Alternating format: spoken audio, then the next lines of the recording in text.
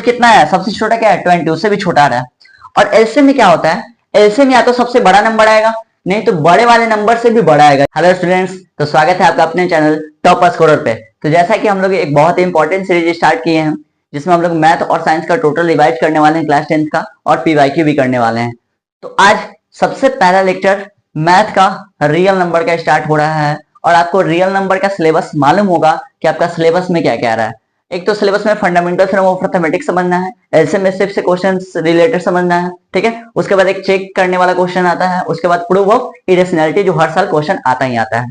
तो आज हम लोग सीखने जा रहे हैं पहला topic, fundamental theorem of arithmetic क्या कहता है, इसको कैसे यूज करते हैं, ठीक है। तो फंडामेंटल थ्योरम ऑफ अरिथमेटिक को समझने से पहले आपको मालूम होना चाहिए कि ये कहता है कंपोजिट नंबर और प्राइम नंबर्स के बीच रिलेशन बताता है। तो सबसे पहले आपको प्राइम नंबर और कंपोजिट नंबर मालूम होना चाहिए। तो कंपोजिट नंबर और प्राइम नंबर क्या होते हैं मालूम होगा ही आपको कि प्राइम नंबर किसको बोलते हैं।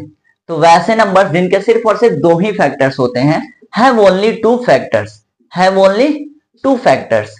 कौन कौन? तो एक होगा 1 और एक वो नंबर खुद, नंबर इट सेल्फ, ठीक है।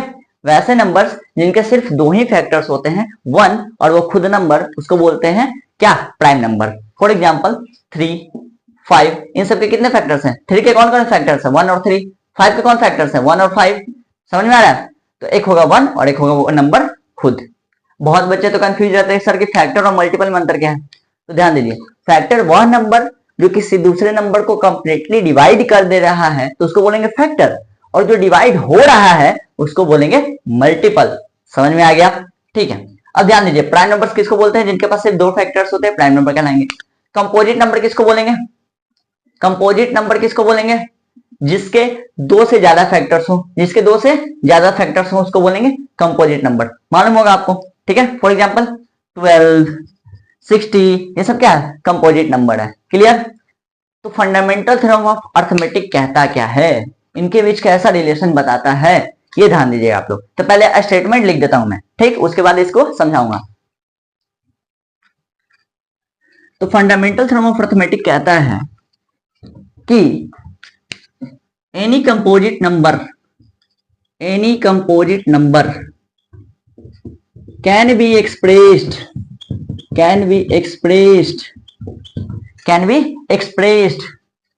as the product of its prime factors, ठीक है। कि कोई भी कंपोजिट नंबर हो उसको उसके प्राइम फैक्टर्स के प्रोडक्ट के रूप में एक्सप्रेस कर सकते हैं। इसका मतलब क्या, अभी समझाऊंगा। पहला हुआ, ठीक है। एंड इसमें कितने पार्ट से समझाता हूं। And this prime factorization for every number is unique, except the order in which they occur, इसका मतलब क्या है सर? इसका टोटल मतलब समझाइए, ठीक है। तो ध्यान देते हैं। सबसे पहले बोल रहा है एनी कंपोजिट नंबर। सबसे पहले कोई कंपोजिट नंबर ले लेते हैं। फॉर एग्जांपल मैंने ले लिया 24, ठीक है। Can be expressed as the product of its prime factors, मतलब 24 को हम लोग इसके प्राइम फैक्टर्स के प्रोडक्ट के रूप में एक्सप्रेस कर सकते हैं। मतलब कि प्राइम फैक्टराइजेशन, जैसे 24 को प्राइम फैक्टराइज करिए, ये 2 से करेगा कितने बार में? 12 बार में। 2 से फिर 6, फिर 2 से 3, फिर 3 से 1 टाइम्स, हो गया। तो देखिए 24 को क्या लिख सकते हैं हम? 2 into 2 into 2 into 3। तो जो 24 था वो अपने प्राइम फैक्टर्स के प्रोडक्ट के रूप में एक्सप्रेस हो गया कि नहीं हो गया? बोलिए। 2 भी इसका फैक्टर है और 3 भी इसका फैक्टर है और साथ में प्राइम भी है, तो इसको बोलेंगे प्राइम फैक्टर, ठीक है। तो देखिए 24 को प्राइम फैक्टर्स के प्रोडक्ट के रूप में एक्सप्रेस कर दिए। पहला पार्ट समझ में आया, किसी भी कंपोजिट नंबर को उसके प्राइम फैक्टर्स के प्रोडक्ट के रूप में एक्सप्रेस कर सकते हैं। नेक्स्ट क्या बोल रहा है? And the prime factorization of every number is unique. इसका मतलब क्या है कि जो ये आया है 2 into 2 into 2 into 3, ये सिर्फ 24 के लिए ही है। इसको मल्टीप्लाई करें 2 into 2 into 2 into 3, क्या 60 बन जाएगा? नहीं, तो हर एक कंपोजिट नंबर का जो प्राइम फैक्टराइजेशन करेंगे वो उस नंबर के लिए यूनिक होगा, उस नंबर के लिए यूनिक होगा। फॉर एग्जाम्पल जैसे मैं लिख रहा हूं 2 इंटू 3 इंटू 2, तो ये किसका है, किसका है बताइए? 2 3 जा 6 इंटू 2 12, तो 12 का है। और ये देखिए 2 इंटू 2 इंटू 2 इंटू 3, ये किसका है? 24 का। 2 इंटू 2 इंटू 2 इंटू 3 और किसी भी नंबर का प्राइम फैक्टराइजेशन नहीं हो सकता, ये सिर्फ 24 का ही है। जाहिर सी बात है, इसमें कुछ और घटाएंगे, कोई और नंबर मल्टीप्लाई करेंगे या कम करेंगे तो क्या हो जाएगा, नंबर चेंज हो जाएगा, नहीं होगा। तो इसलिए बोला जाता है कि कोई भी कंपोजिट नंबर हो उसका प्राइम फैक्टराइजेशन यूनिक होता है। ये जो प्राइम फैक्टराइजेशन है ये सिर्फ 24 के लिए, ये जो है ये 12 के लिए है। दूसरा पार्ट भी समझ में है। तो अब देखते हैं कि ये तीसरा पार्ट क्या बोलता है, except the order in which they occur, कि नंबर्स का जो किसी भी नंबर का प्राइम फैक्टराइजेशन जो होता है वो यूनिक होता है। ठीक है, देखिए जैसे ये 24 के लिए सिर्फ यही होगा, इसके अलावा कोई और 24 नहीं बन सकता। ठीक, अब ध्यान देते हैं कि वो क्या बोल रहा है, except the order in which they occur. कहने का मतलब कि ऑर्डर कुछ भी हो सकता है, पहले 3 लिखे या पहले 2 लिखे, उससे कोई मतलब नहीं है, ऑर्डर से कोई मतलब नहीं है। जो प्राइम फैक्टराइजेशन होगा वो यूनिक होगा और उसी के प्राइम फैक्टर्स के प्रोडक्ट के रूप में होगा। यही बोलता है हमारा फंडामेंटल थ्योरम ऑफ अर्थमेटिक। समझ में आ गया होगा पक्का? तो अब चलिए मेन टॉपिक में बढ़ते हैं, एलसीएम और एचसीएफ। क्या होता है एलसीएम और क्या होता है एचसीएफ, इसको देखने जा रहे हैं। क्लियर, समझ में आ गया? इसको नोट भी कर सकते हैं। तो एलसीएम और एचसीएफ क्या होता है, बचपन से सुनते आ रहे हैं, जरा बेसिक और एडवांस दोनों को देखते हैं। ठीक है, तो एलसीएम क्या होता है, पहले नाम पे चलते हैं। एलसीएम क्या बोलता है, लोएस्ट कॉमन मल्टीपल। और अभी मैंने मल्टीपल और फैक्टर्स का अंतर बताया, बहुत बच्चे कंफ्यूज रहते हैं मल्टीपल और फैक्टर में। ठीक है, और दूसरा क्या है एचसीएफ, दूसरा क्या है एचसीएफ, फुल फॉर्म क्या होता है, हाईएस्ट कॉमन फैक्टर। इसमें क्या है, फैक्टर है, उसमें क्या है मल्टीपल है, ध्यान दीजिएगा। अब इसको पहले मैं एग्जांपल से समझाता हूं कैसे बनाते हैं। ठीक है, फॉर एग्जांपल मैंने ले लिया, एक बहुत ही छोटा सा एग्जांपल ले रहा हूं, जैसे मैंने ले लिया 12 और 20। ठीक है, 12 और 20। अब इसका मुझे निकालना है सबसे पहले एलसीएम। एलसीएम क्या होता है, लोवेस्ट कॉमन मल्टीपल, मतलब मल्टीपल लिखना होगा। तो बहुत ही बेसिक से सिखा रहा हूं, ध्यान से सीखिएगा। 12 का मल्टीपल क्या होता है, 12 होता है, 24 होता है, 36 होता है, 48 होता है, 60 होता है, ऐसे ही बढ़ता जाएगा। ठीक है, फिर 20 का क्या मल्टीपल होता है, 20 होता है, 40 होता है, 60 होता है, ऐसे ही बढ़ता जाएगा। ठीक है, सर कोई पूछता है कि सर लोएस्ट कॉमन मल्टीपल ही क्यों निकलता है, हाईएस्ट कॉमन मल्टीपल क्यों नहीं निकलता है? होगा ही नहीं, हाईएस्ट कॉमन मल्टीपल कभी खत्म ही नहीं होगा।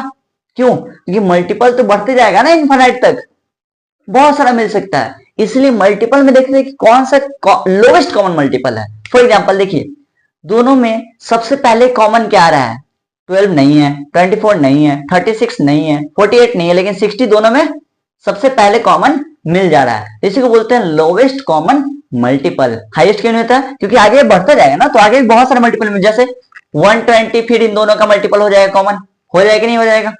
तो जो हाईएस्ट आप सोच रहे हैं कि हाईएस्ट कॉमन मल्टीपल बना लें, वो तो एग्जिस्टिंग, वो तो इनफिनाइट तक चलता जाएगा। इसीलिए एलसीएम निकलता है, लोवेस्ट कॉमन मल्टीपल निकलता है। समझ में आया? अच्छा, इसी का यदि एचसीएफ निकालना चाहें, 12 और 20 का एचसीएफ निकालना चाहें तो क्या होगा? ठीक है, जैसे 12 का फैक्टर्स क्या क्या है, एचसीएफ फैक्टर। तो 12 का फैक्टर क्या है, 1 2 3 4 6 और 12। ठीक है, एंड नेक्स्ट 20 का फैक्टर क्या है, 1 2 4 5 10 एंड 20। यही है, क्लियर? तो अब देखिए तो क्या बोल रहा है, हाईएस्ट कॉमन फैक्टर, मतलब कि जो दोनों में कॉमन हो और हाईएस्ट भी हो। तो हाईएस्ट और कॉमन, कॉमन तो 1 भी है, 2 भी है, लेकिन ये हाईएस्ट नहीं है। देखिए इससे बड़ा क्या है, सबसे बड़ा हाईएस्ट मिला हमें 4। ये कॉमन भी है और सबसे बड़ा है, हाईएस्ट कॉमन फैक्टर। समझ में आया? इसमें कॉमन भी है और सबसे लोवेस्ट कॉमन है, तो इसको बोलते हैं लोवेस्ट कॉमन मल्टीपल। तो ये तो था बच्चा वाला तरीका। ठीक है, 4th 5th में आप ये सीखे होंगे। तो ऐसे तो अब निकालना नहीं है, अब आप आ गए हैं 10th में, बड़े हो गए हैं, तो क्या ऐसे निकालेंगे? तो सर प्राइम फैक्टराइजेशन की हेल्प से निकालेंगे। कैसे निकालेंगे? प्राइम फैक्टराइजेशन की हेल्प से। ध्यान से देखिएगा। ठीक, तो सबसे पहले क्या करना है, ये तो बेसिक था, इसको सिर्फ समझने के लिए ध्यान दीजिएगा। अब 12 को मैंने प्राइम फैक्टराइज कर दिया 2 इंटू 2 इंटू 3 और 20 को किया मैंने 2 इंटू 2 इंटू 5, ये होगा प्राइम फैक्टराइजेशन। ठीक, अब ध्यान दीजिए इसको पावर के फॉर्म में लिख लीजिए। 2 का पावर कितना है 2 और 3 का पावर 1, 2 का पावर कितना है 2 और 5 का पावर 1। ठीक है, अब इसका एलसीएम निकालना है तो कैसे, मैं लिखवा रहा हूं कुछ, उसको माइंड में सेट कर लीजिएगा। ठीक है, क्या कि एलसीएम में क्या लेंगे, एलसीएम में क्या लेंगे, common with highest power, common with highest power, common with highest power into uncommon, uncommon मतलब क्या सर समझ में नहीं आया, मतलब जब आप एलसीएम निकालने जाइएगा तो देखिएगा कि कॉमन क्या है और उसका हाईएस्ट पावर चूज करिएगा और साथ में जो अनकॉमन है उसको भी मल्टीप्लाई करना है। जैसे एलसीएम निकाल रहे हैं किसका 12 और 20 का, इसको क्या पढ़ते हैं एलसीएम ऑफ 12 एंड 20। ठीक है, तो देखिए सबसे पहले देखिए कॉमन है तो 2 इसमें भी है 2 इसमें भी है, बड़ा पावर किसका है दोनों का 2 है, दोनों का 2 2 है, पावर तो सेम है तो कोई दिक्कत नहीं। मान लीजिए यहाँ पे पावर 3 रहता है यहाँ पे 2 रहता तो कौन पावर लेते हैं हाईएस्ट पावर, कौन पावर लेते हैं हाईएस्ट पावर। ठीक है, तो या तो सेम है तो एक उतर जाएगा 2 का पावर 2। ठीक है, अब क्या लिखा है मैंने, कॉमन है तो उसका हाईएस्ट पावर लेना है और कॉमन नहीं है अनकॉमन जो बचा उसको भी मल्टीप्लाई करना है एलसीएम निकालते समय, एलसीएम निकालते समय अनकॉमन को भी मल्टीप्लाई करना है। तो 3 इसमें है इसमें नहीं है तो क्या हुआ अनकॉमन ही ना हुआ, जो दोनों में कॉमन नहीं है तो इसको भी मल्टीप्लाई कर दिए। 5 इसमें है इसमें नहीं है, इसको मल्टीप्लाई करेंगे एलसीएम में तो कितना आ गया 2 का स्क्वायर 4 इंटू 3 12 इंटू 5 60, तो एलसीएम क्या हो जाएगा 12 और 20 का 60। समझ में आया कैसे निकला, माइंड में सेट करिए जब भी एलसीएम निकालिएगा तो देखिए कॉमन क्या है उसका हाईएस्ट पावर वाला लेना है और साथ ही में जो अनकॉमन है उसको भी मल्टीप्लाई कर देना है। पक्का समझ में आ गया। नेक्स्ट एससेप में क्या करते हैं, ये एससेप में भी लिख लीजिए कि एससेप में सिर्फ लेंगे हम, एससेप में क्या लेंगे common with lowest power, common with lowest power मतलब सिर्फ कॉमन वाले को चूज करेंगे और जिसका पावर कम होगा उसको चूज करेंगे। जैसे इसमें देखिए इसमें क्या है कॉमन, दोनों में क्या है कॉमन 2 दोनों में है और पावर किसका कम है तो बोलोगे सर दोनों के तो बराबर है, तो कोई दिक्कत नहीं, जब बराबर है तो कोई दिक्कत नहीं, नहीं तो यदि कम जिसका रहता उसको एस शेप में लेते हैं तो 2 का 2 हो जाएगा 2 का पावर 2। अच्छा अनकॉमन बचा उसको क्या कर सर करना है, कुछ नहीं करना, एस शेप में अनकॉमन को छूना भी नहीं है, एस शेप में सिर्फ लिखना है कॉमन विद लोवेस्ट पावर को बस और कुछ नहीं। तो क्या हो जाएगा एस शेप 4, एस शेप क्या हो जाएगा 4, एलसीएम क्या हो जाएगा 60। समझ में आया।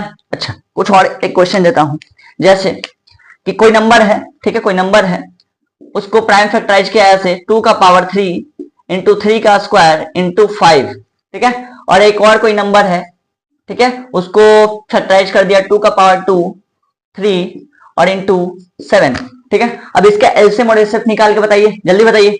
तो बताएंगे कि सर आपने बोला है कि एलसीएम में क्या करेंगे कॉमन ढूंढो और हाईएस्ट पावर ढूंढो, तो इसका एलसीएम जब निकालने जाओगे तो बोलोगे कॉमन क्या है 2 कॉमन है, पावर किसका ज्यादा है 2 का पावर 2 या 2 का पावर 3, तो जाहिर सी बात है 3 वाला, तो एलसीएम में आ जाएगा 2 का पावर 3 इंटू, फिर इसमें देखते कॉमन है 3 कॉमन है, हाईएस्ट पावर किसका है 2 तो 3 का स्क्वायर।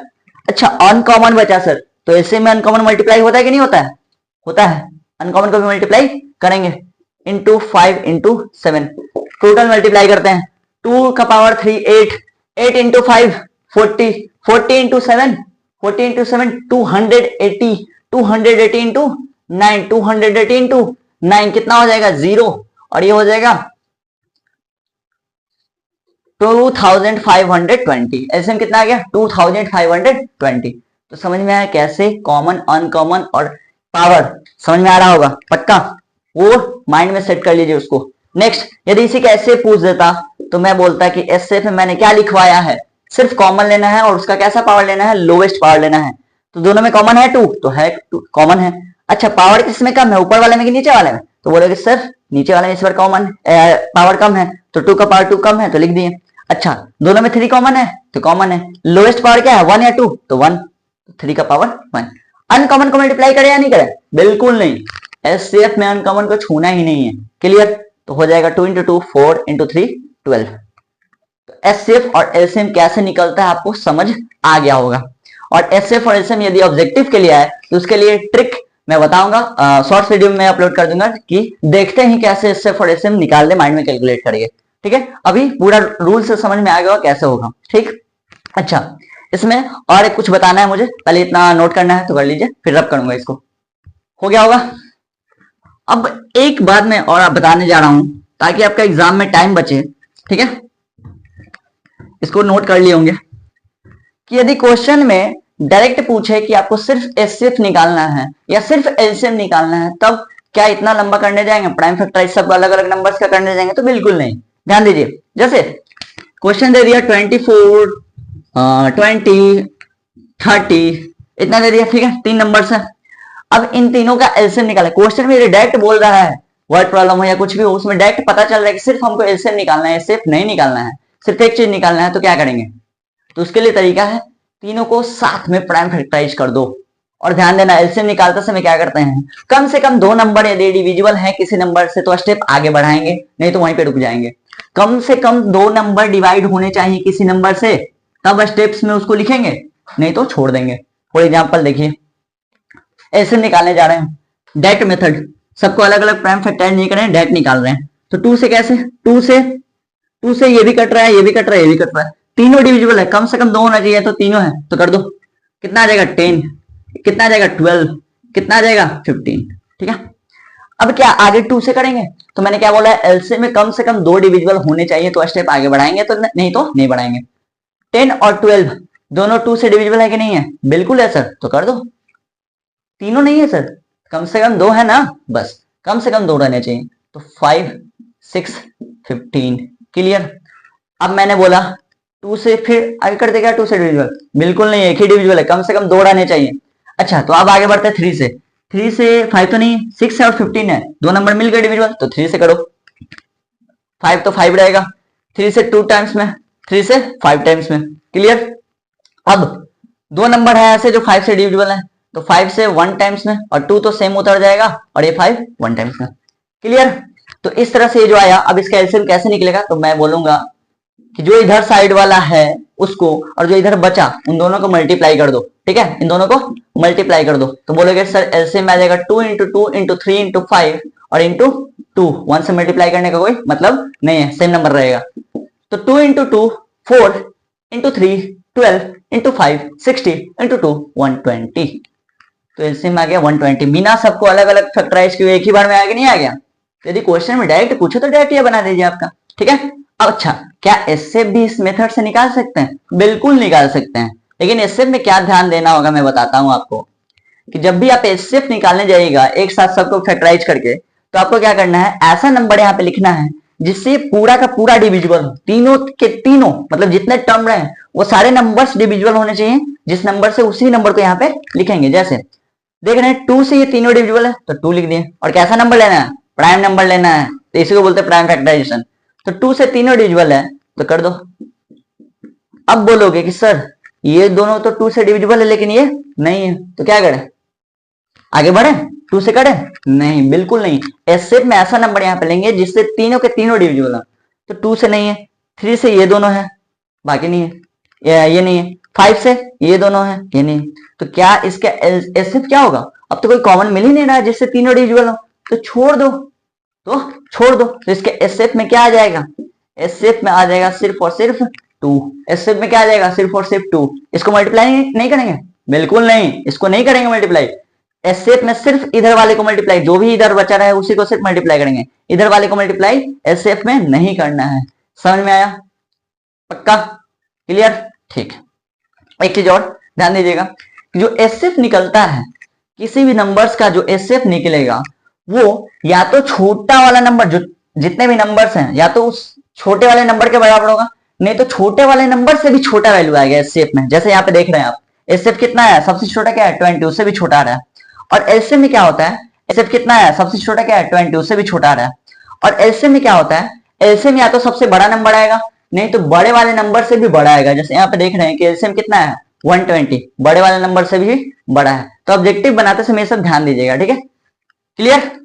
तो एसएफ और एलसीएम 2 मेथड मैंने बता दिया, जो आपको अप्लाई करना होगा आप अप्लाई कर सकते हैं। समझ में आ गया? ठीक है।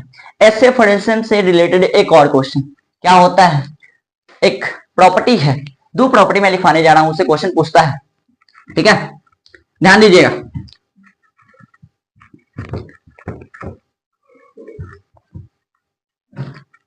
एचसीएफ और एलसीएम का दो प्रॉपर्टीज, ठीक है। पहला प्रॉपर्टीज क्या है कि एलसीएम इंटू एचसीएफ आप करिएगा तो वो दोनों नंबर के प्रोडक्ट के बराबर आएगा। First number into second number लिखा मिलेगा, कहीं पे इंटू बी लिखा मिलेगा, मतलब ये दो नंबर है, उन दोनों का प्रोडक्ट उन दोनों के एलसीएम और एचसीएफ के प्रोडक्ट के बराबर आएगा। फॉर एग्जांपल यहां वेरीफाई कर लिया जाए सर। जैसे यहाँ पे दोनों नंबर, एक नंबर है 12, ए का वैल्यू है 12 और बी का वैल्यू है 20, ठीक है। ए का वैल्यू है 12 और बी का वैल्यू है 20, और इसका एलसीएम कितना आया है, एलसीएम आया है 60 और एचसीएफ आया है, एचसीएफ कितना आया 4। तो वेरीफाई कर लिया जाए होता है या नहीं, देखते हैं इस पे फॉलो होगा कि नहीं। एचसीएफ इंटू एलसीएम करो, कितना आ रहा है 60 इंटू 4 कितना आ गया 240 आया, और नंबर को मल्टीप्लाई करो आपस में, इंटू बी करो, ए इंटू बी कितना है 12 इंटू 2 24 और 0 240। तो देखा है मैंने क्या कि HCF into LCM into HCF is equal to product of numbers, first number into second number. तो ये वेरीफाई हो गया। इस पे क्वेश्चन कैसे पूछेगा, कितने टर्म है, एक टर्म, दो टर्म, तीन टर्म, चार टर्म, कोई तीन चीज दे देगा, चौथा चीज पूछ देगा, ठीक है, या इन दोनों नंबर को कंबाइंड फॉर्म में प्रोडक्ट दे देगा और एक एचसीएफ दे देगा, एलसीएम पूछ देगा, ठीक है, या तो ये दोनों नंबर का प्रोडक्ट दे देगा, एलसीएम दे देगा, एचसीएफ पूछ दे देगा, ठीक है। इस तरह से क्वेश्चन पूछ सकता है। दूसरा प्रॉपर्टीज क्या है, बहुत ही इंपॉर्टेंट प्रॉपर्टीज, इससे ऑब्जेक्टिव बन सकता है आसानी से, कि कोई भी जो एचसीएफ होता है, HCF will completely divide LCM. जो एचसीएफ होगा वो एलसीएम को कंप्लीटली डिवाइड करता है, जो एचसीएफ होगा वो एलसीएम को कंप्लीटली डिवाइड करता है। माइंड में सेट करिए, क्वेश्चन कैसे पूछ सकता है, क्वेश्चन ऐसे पूछेगा, is it possible for two numbers that their HCF is 4 and LCM is 60, that HCF is 4 and LCM is 60। तो चेक करेंगे, बोल रहा है कि क्या ऐसा पॉसिबल है कि किसी दो नंबर का एचसीएफ 4 हो और एलसीएम उसका 60 हो। तो अभी तो दिख रहा है कि हाँ पॉसिबल है, लेकिन इसको इस स्टेटमेंट में कैसे वेरीफाई करेंगे। मैंने बोला है कि एचसीएफ एलसीएम को कंप्लीटली डिवाइड करता है, तो देखो तो एचसीएफ है 4, एलसीएम है 60, कंप्लीटली डिवाइड किया कि नहीं किया, बिल्कुल किया। अच्छा, क्वेश्चन ऐसा होता कि is it possible for two numbers whose HCF is 12 and LCM is 80, क्या पॉसिबल है? बोलोगे बिल्कुल नहीं सर, जो एचसीएफ है वो एलसीएम को डिवाइड नहीं कर पा रहा, तो ऐसा पॉसिबल ही नहीं हो सकता कि किन्हीं दो नंबर्स का एचसीएफ हो 12 और एलसीएम हो 80, ये पॉसिबल ही नहीं है। दोनों प्रॉपर्टी समझ में आया, बिल्कुल clear. HCF will completely divide it's LCM, ठीक है, नंबर्स का जो एलसीएम होगा उसको कंप्लीटली डिवाइड करेगा कौन, एचसीएफ। इससे भी क्वेश्चन आपको पूछ सकता है। तो एलसीएम एचसीएफ से रिलेटेड इतने सारे टॉपिक्स हैं, कॉन्सेप्ट है, समझ में आ गया आपको। और जो ट्रिक है एचसीएफ और एलसीएम निकालने का, फास्ट ट्रिक, वो मैं अपलोड कर दूंगा, क्लियर। एक और टॉपिक है, उसको देखते हैं। तो नोट हो गया होगा। अब हम लोग एक टॉपिक देखने जा रहे हैं, एक छोटा सा टॉपिक है कि चेक वेदर इतना पे पावर इतना कैन एंड विद डिजिट 0 और नॉट। ये क्या है सर? इससे क्वेश्चन भी आया हुआ है, पीवाईक्यू भी है, ठीक है, ध्यान से देखिएगा ये क्या कहता है। पहले इसका कॉन्सेप्ट भी सीखना है, और बस ऐसे रटना नहीं है कि हाँ बुक में दिया हुआ है या टीचर्स बता दिए, पूरा का पूरा लैंग्वेज रट लिए। कॉन्सेप्ट सीखो। देखो क्वेश्चन होगा ऐसे कि चेक वेदर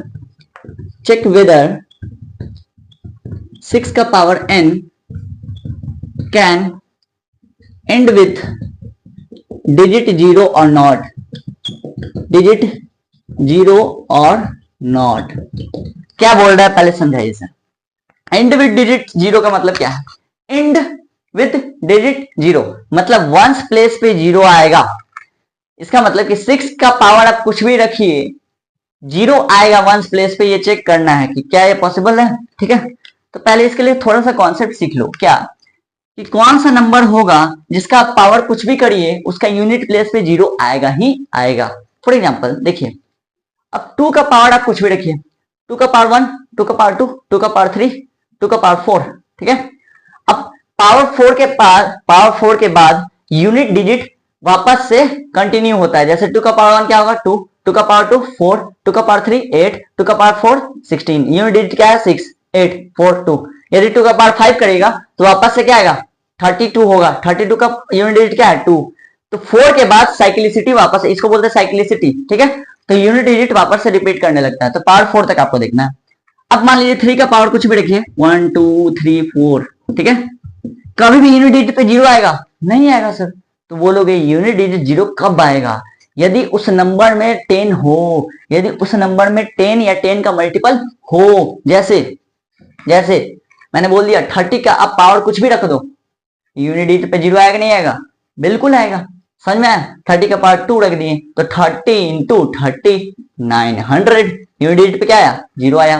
तो इसका मतलब यदि किसी भी नंबर के अंदर, यदि किसी भी नंबर के अंदर प्राइम फैक्टर्स के रूप में 2 और 5 है तो उसका पावर आप कुछ भी रखिए, यूनिट डिजिट पे उसका 0 आएगा ही आएगा, एंड विद डिजिट 0 होगा। लेकिन यदि उस नंबर के पास 2 और 5 दोनों में से कोई भी एक नहीं है या दोनों नहीं है तो उसका डिजिट एंड 0 से नहीं करेगा। समझ में आया पक्का।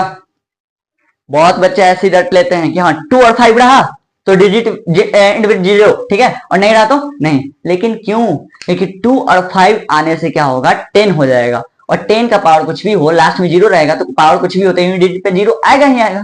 इस वजह से बोला जाता है कि यदि किसी भी नंबर के अंदर प्राइम फैक्टर्स के रूप में 2 और 5 है तो वो एंड करेगा 0 के साथ, नहीं तो नहीं करेगा।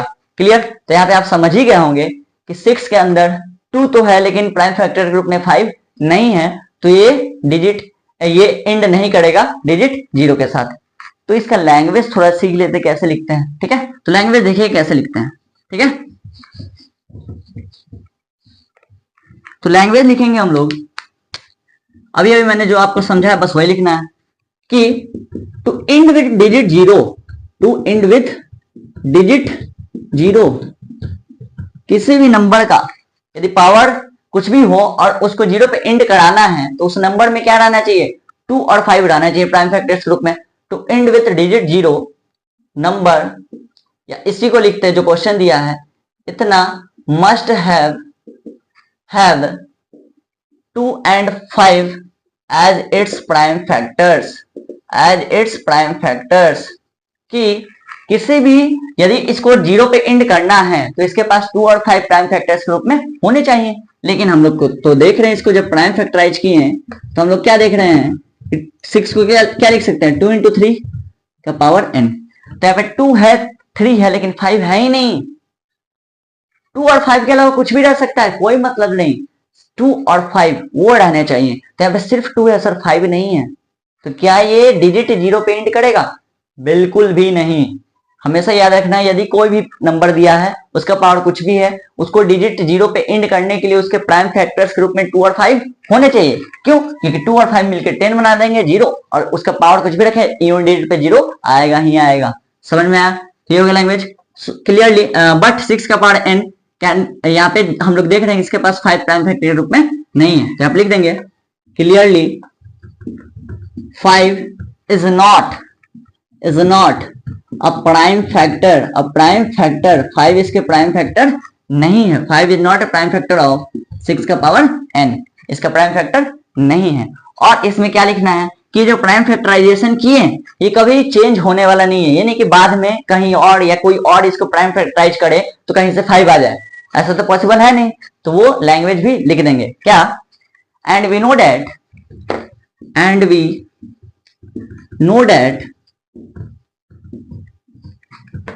from the fundamental theorem of arithmetic,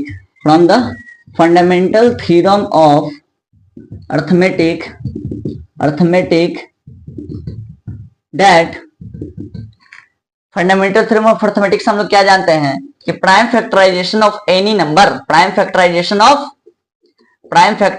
of any composite number, prime factorization of any number is